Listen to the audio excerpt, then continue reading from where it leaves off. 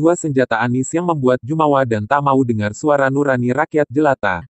Masih ingat janji-janji Anies yang cuma sedikit tapi tak ada yang bisa ditepati.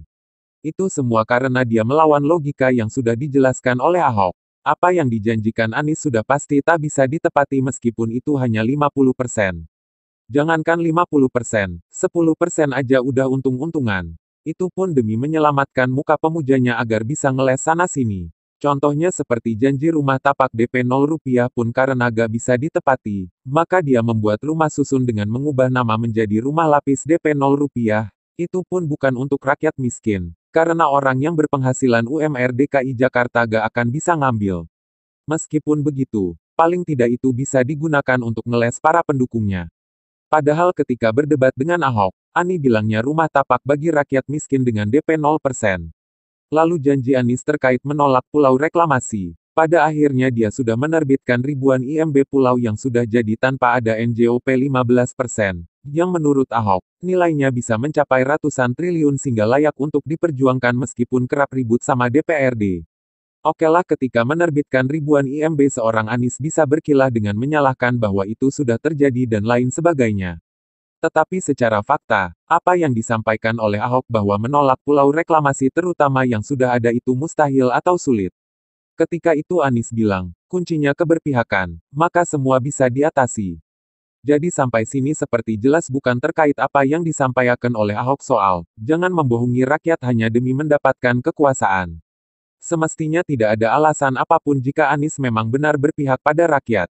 Jika sudah tahu pulau reklamasi yang sudah jadi tidak bisa dibatalkan, maka yang dilakukan Anies harusnya meneruskan perjuangan Ahok untuk menerapkan NJOP 15%, supaya ada uang masuk ke Pemprov dan bisa digunakan untuk kepentingan warga Jakarta. Dari sini pun jelas bukan, siapa yang berpihak pada rakyat dan siapa yang antek pengembang. Dua senjata andalan Anies Baswedan. Anies bukanlah ketua organisasi besar di Indonesia. Anies bukan petinggi parpol. Anies pun bukan pengusaha rente. Tetapi mengapa Anies terkesan bisa jumawa saat berkata, dan bahkan seperti tidak mau mendengarkan suara siapapun itu. Apalagi suara kita para jelata. Kira-kira, apa sih senjata andalan Anies? Senjata andalan pertama seorang Anies untuk menarik minat parpol dan tokoh politik seperti JK adalah kepandaiannya dalam merangkai kata indah. Di Indonesia, kata-kata indah dan wah masih bisa menghipnotis orang.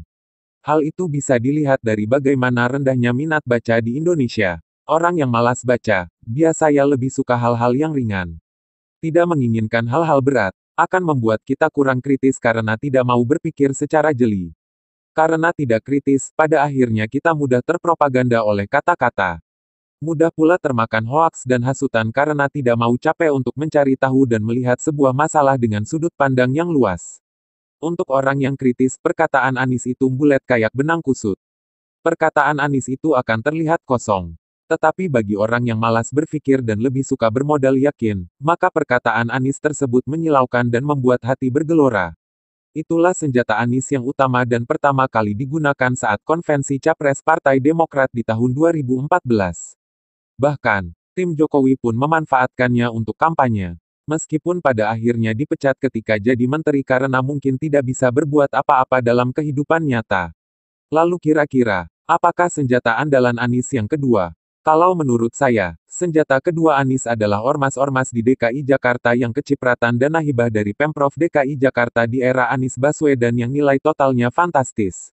Meskipun itu hanya sebuah dugaan, tetapi pada faktanya, tak ada ormas yang berbondong-bondong meskipun begitu banyak kebijakan Anies yang nyeleneh seperti zonasi jalur usia, penerbitan ribuan IMB pulau reklamasi tanpa NJOP 15%, penggusuran di Sunter, dan lain sebagainya. Dan lihat saja, ketika ada kelompok yang mencoba mendemo Anies, ada ormas yang siap pasang badan untuknya. Atau meskipun tidak pasang badan, sudah pasti ormas akan ewoh pekewoh untuk bersuara. Seperti yang kita ketahui bersama. Ormas pun memiliki berbagai karakter.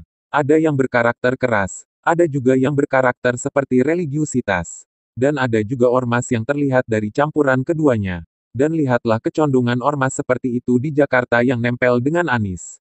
Hal itu bisa dimanfaatkan oleh Anies secara tidak langsung, sesuai dengan kebutuhannya. Menurut saya, ormas itu baik adanya. Menjadi tidak baik jika ormas digunakan untuk mendukung hal-hal yang kurang baik. Jika memang ormas itu ada untuk kebaikan bersama, jangan bungkam dan silahkan bersuara melihat fakta di atas. Itu menurut saya, bagaimana menurut Anda?